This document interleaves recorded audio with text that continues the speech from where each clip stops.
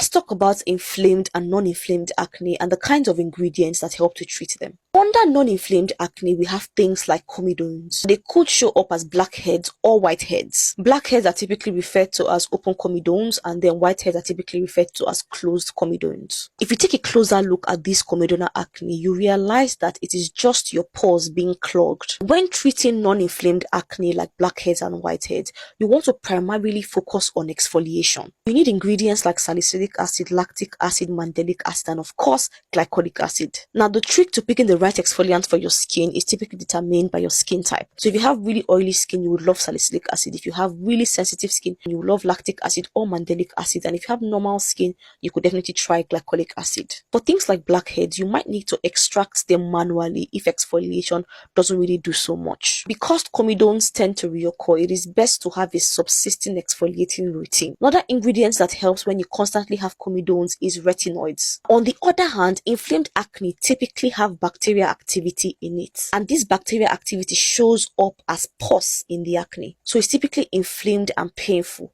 You might notice some redness if you're a bit on the fairer side, and if you're dark, you just notice the pain. Now, inflamed acne might first of all start up as papules. That is typically like the early stages of inflammation. During this stage, you might not notice pus yet, so you might want to focus more on reducing that inflammation. Ingredients that can help to reduce inflammation at this stage are azelaic acid, niacinamide, etc. Once they have graduated to having pus in them, it is best to use antibacterial washes. One amazing ingredient you could use is benzoyl peroxide. Another ingredient that helps in these cases is clindamycin. Now, this is not to say that exfoliants do not really work for inflamed acne. They do provide some level of help, but once you have noticed that the acne is very, very inflamed, it is best to stick to antibacterial washes, or maybe not stick, but at least infuse acne bacterial washes into your routine. It may not necessarily be washes, it could be creams that have benzoyl peroxide or clindamycin, whichever is fine. Now, if you're able to manage your inflamed acne properly, you have a lesser chance of getting acne scarrings, specifically those indented scars that create a divot in the skin. Because once you start getting acne scars like that, even though retinoids might improve the appearance,